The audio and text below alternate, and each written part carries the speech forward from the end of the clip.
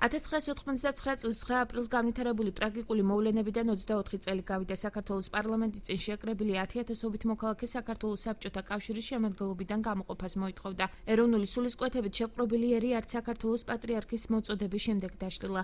9 აპრილს გამთენიისას საბჭოთა ხელისუფლებამ მშვიდობიანი მანიფესტანტები დაარბია, რომლის დროსაც 21 ადამიანი დაიღუპა. 1000-ობით მოქალაქე კი დაუდგენელი შემადგენლობის გაზით მოიწამლა.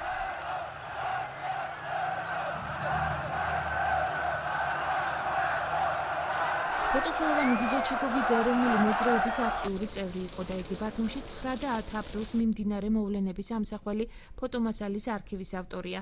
მას გულით კივა, რომ ქალაქში 9 აპრილის ქუჩა არ არსებობს. 9 აპრილის ქუჩაზე ჩვენი ვიყოფებით, ეგ არის ზვიად გამსახურდია. კი ბატონო, ზვიად გამსახურდია. ეს ჩვენი პირველი პრეზიდენტია, დიდი დამსახურება მიუღწვის ქართველების წინაშე, მაგრამ ეს იყო 9 აპრილის ქუჩა, სამარცხინდორა ქალაქ ბათუმში 9 აპრილის ქუჩა არ არის.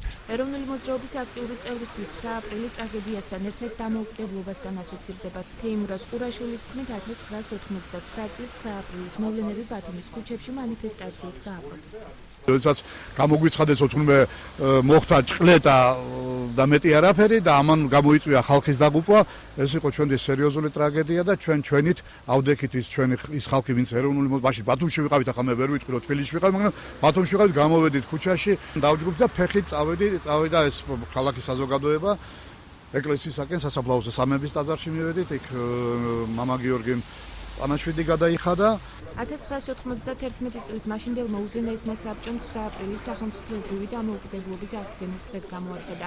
ამიტომაც აჭარის უზენაესი საბჭოს წევრის ნუგზარ ჩხაიძისთვის ეს თარიღი ტრაგედიასთან არ ასოცირდება. ისინი შეეწირნენ დამოუკიდებლობას, მაგრამ ამავე დროს უნდა ვთქვათ ისიც, რომ უამრავი სხვა ადამიანი შეეწირა, მაშინ ისინიც უნდა დავასახელოთ, ის ადამიანები, ვინც იბრძოდა დამოუკიდებლობისთვის. 1000-ობით ადამიანია დაღუპული. ამიტომ უპირველეს ყოვლისა ეს არის საქართველოს დამოუკიდებლობის დღე, რომელიც გამოცხადა 91 წლის 9 აპრილს საქართველოს უზენაეს საბჭოს სესიაზე. საბჭოთა კავშირის შემადგენლობიდან გამოყოფა 15 რესპუბლიკიდან პირველად საქართველომ მოითხოვა და დიდი ბრძოლის შედეგად მიზანს მიაღწია.